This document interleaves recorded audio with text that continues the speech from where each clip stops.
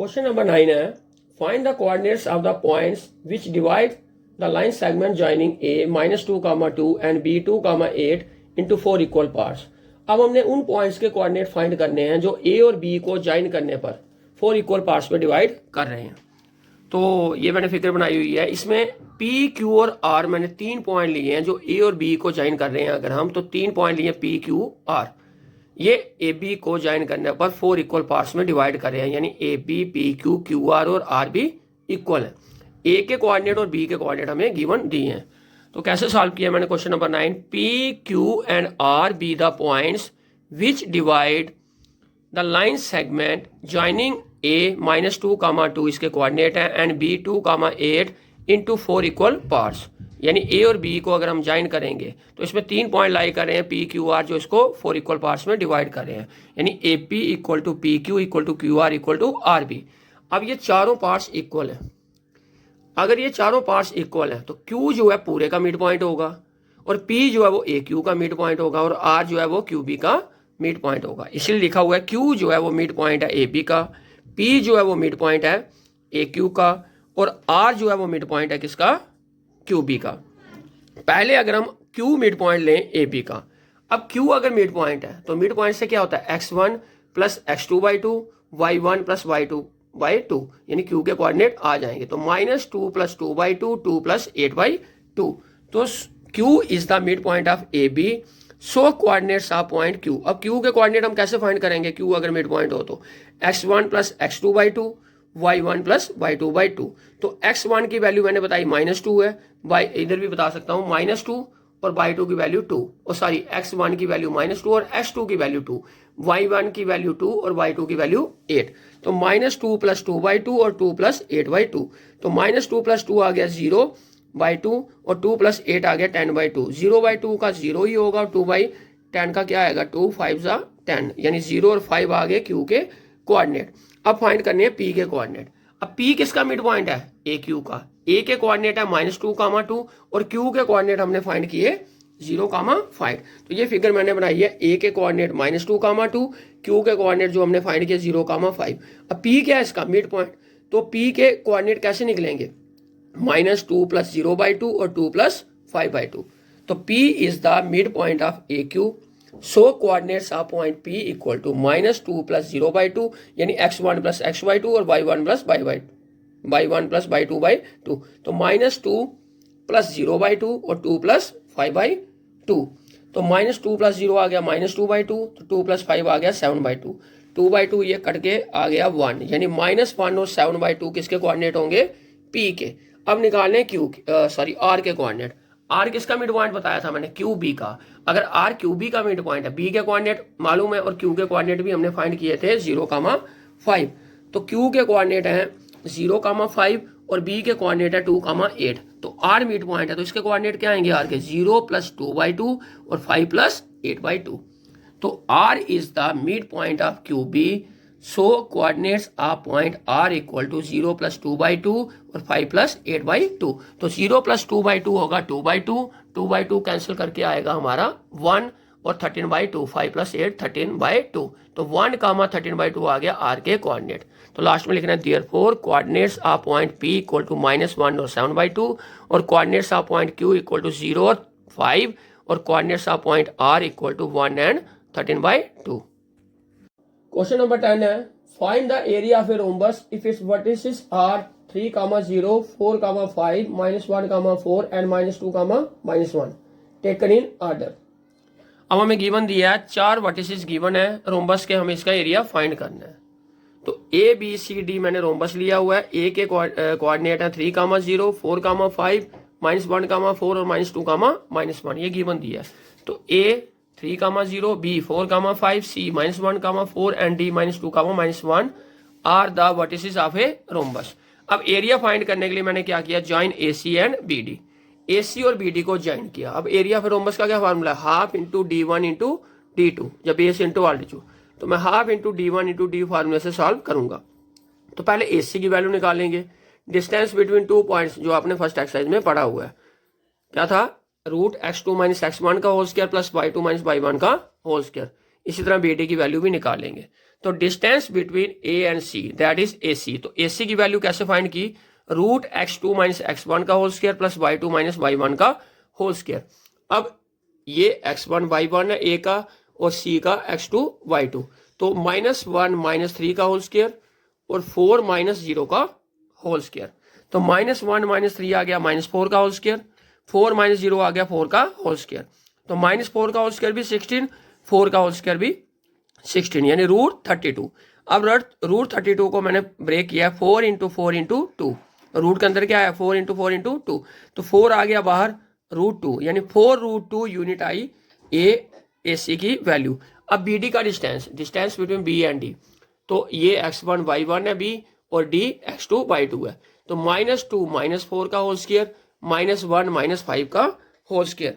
तो distance between B and D that is B D equal to -2 -4 का whole square -1 -5 का whole square. तो -2 -4 आ गया -6 का होल स्क्वायर प्लस ये -1 और -5 आ गया -6 का होल स्क्वायर। तो रूट के अंदर -6 का होल स्क्वायर भी 36, -6 का होल स्क्वायर भी 36 यानी √36 प्लस 36 यानी √72। 72 को फैक्टराइज किया 6 × 6 × 2, तो 6 आ गया बाहर यानी 6√2 यूनिट्स किसकी वैल्यू आई, बी डी की।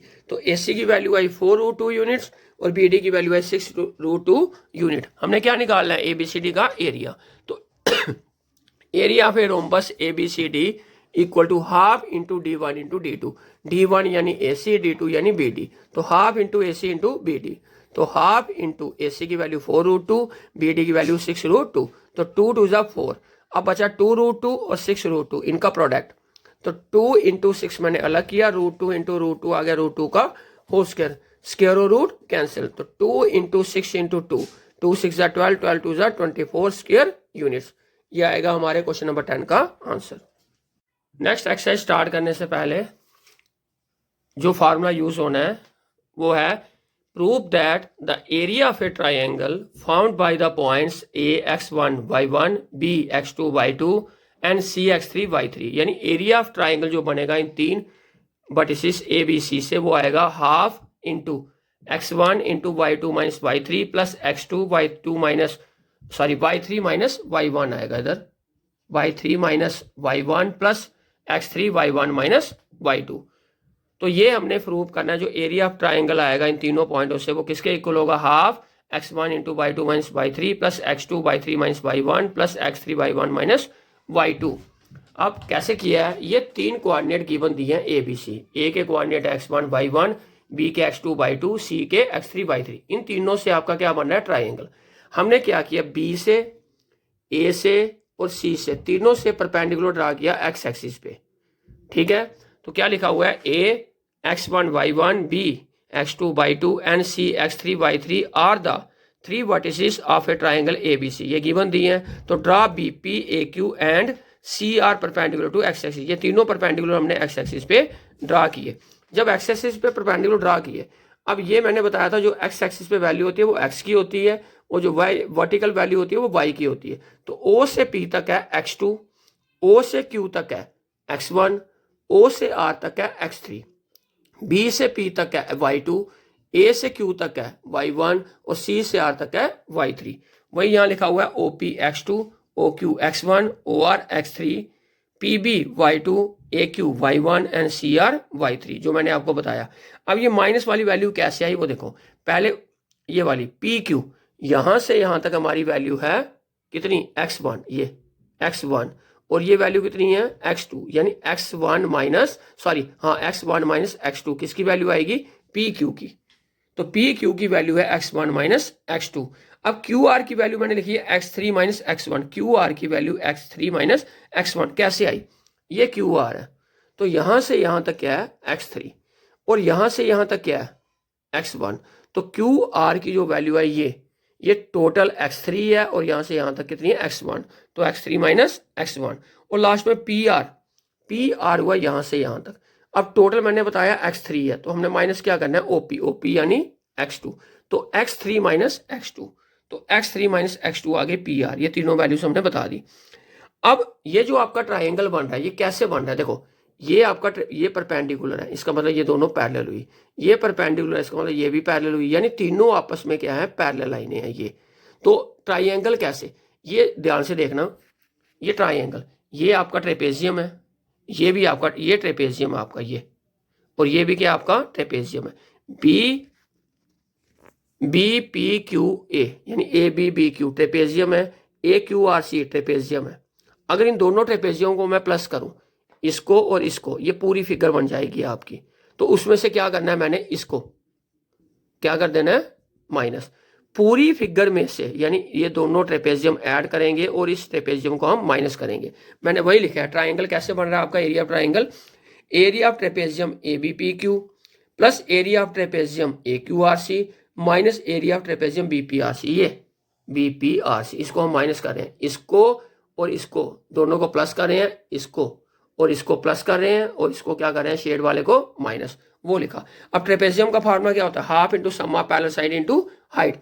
तो हाफ इंटू इस ट्रेपेजियम का एरिया बीपी, बीपी और ए क्यू पैरेलल साइड है और ये हाइट होगी, ये और ये पैरेलल साइड है, ये हाइट होगी, ये और ये पैरेलल साइड है और ये हाइट होगी। वही मैंने लिखा है, half into BP plus A Q into P Q, इस ट्रेपेजियम का एरिया, दूसरे ट्रेपेजियम का area half into A Q plus R C into Q R आई हाइट, ये बताया था आपको क्यू आर, और लास्ट में पी आर हाइट आएगी।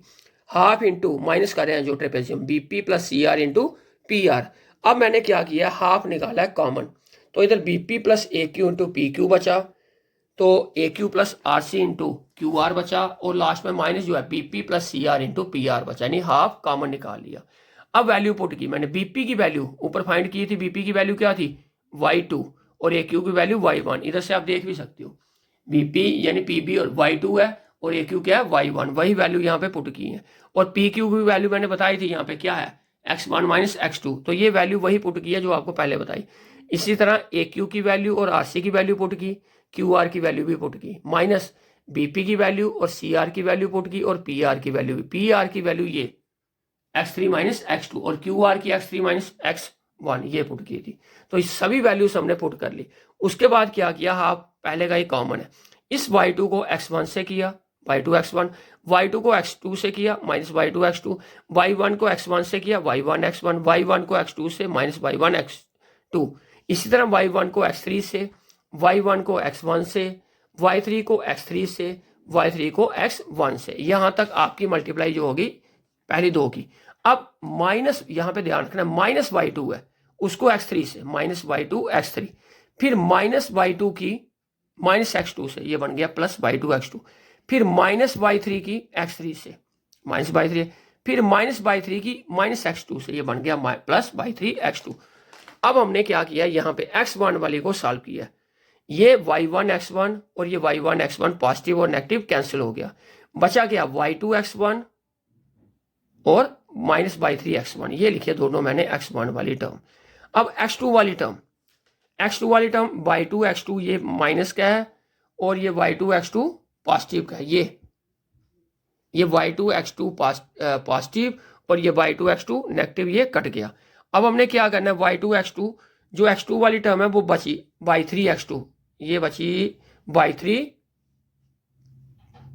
x2 वाली टर्म कहाँ है, एक ये y3 x2 वाली ये लिखी मैंने, फिर y1 x2 वाली ये लिखी, पहले पॉजिटिव फिर नेगेटिव। अब x3 वाली टर्म है, ये है y1 x3, y3 x3, y2 x3 और माइनस y3 x3, ये माइनस y3 x3 और प्लस y3 x3 कट जाएगा।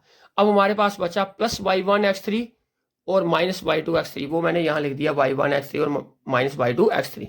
अब यहाँ पे x1 हमने कॉमन निकाला, y2 माइनस y3 बच गया, यहाँ से x2 कॉमन निकाला, y3 माइनस y1 बच गया, यहाँ से x3 कॉमन निकाला, y1 माइनस y2 बच गया। कहने का मतलब x1 x2 और x3 ये बाहर आ गए और y वाली टर्म अंदर आ गई। तो यही हमारा एरिया ऑफ ट्राइंगल एबीसी होगा, half into x1 into y2 minus y3 plus x2 into y3 minus y1 plus x3 into y1 minus y2। जब भी ट्राइंगल का एरिया यूज करना होगा आपने फार्मूला, तो यही फार्मूला लगेगा एरिया ऑफ ट्राइंगल एबीसी या एरिया ऑफ ट्राइंगल पीक्यू, और किसी भी ट्राइंगल का एरिया फाइंड करने के लिए यही हमारा फार्मूला होगा।